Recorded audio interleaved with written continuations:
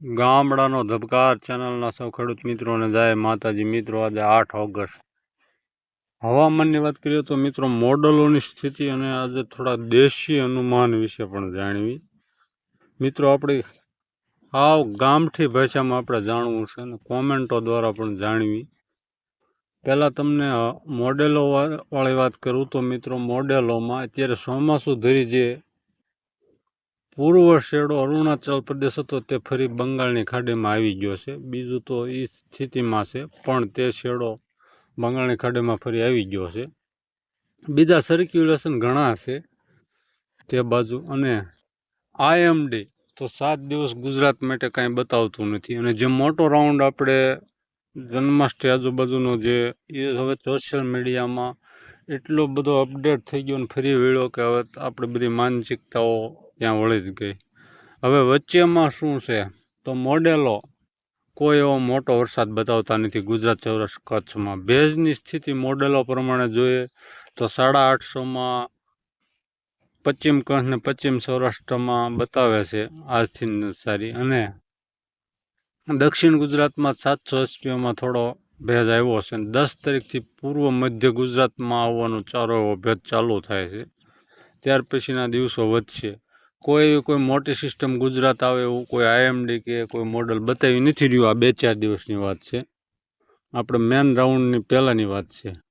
હવે મેન રાઉન્ડની મિત્રો આપણે બહુ મોટી વાતો સાંભળી લીધી. હવે દેશી અનુમાન વિશે આપણે કંઈક આજ નવું જાણવું છે. કારણ કે જ્યારે પ્રતિકૂળ સ્થિતિ હોય ત્યારે જ જે જાણવા મળે તે જ તમને કામનું. અનુકૂળ સ્થિતિમાં બધા સંકેતો મોડેલોના કે દેશી અનુમાનના લાગુ પડી જ જતા હોય છે.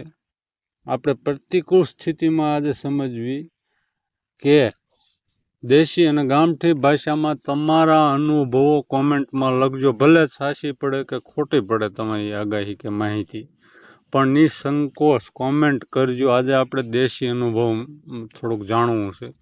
મિત્રો, મેં એવું સાંભળ્યું છે કે શિયાળિયાની લાળી હમી હાંજમાં એટલે કે 9-10 વાગ્યા પહેલાં તમે સાંભળો એટલે વરસાદ 3 દિવસમાં આવે. તો એવી શિયાળિયાની બોલી આજકાલમાં સાંભળી હોય એવું મેં સાંભળ્યું છે.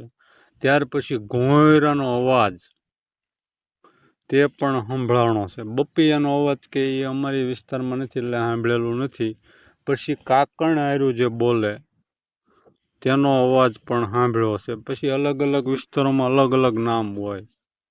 પણ મિત્રો, જે આપણે ઉગમણાથી આથમણા કહસ કાતરા સડે કહોટા સડે દેશી ભાષામાં આંબો કહ પણ કહે છે, એવો કોઈ પણ અનુભવ કર્યો હોય કોઈએ પવનો માથે બફારા માથે જે કાંઈ તમે દેશી અનુભવ કરેલા હોય તે કોમેન્ટમાં નિસંકોચ લખજો.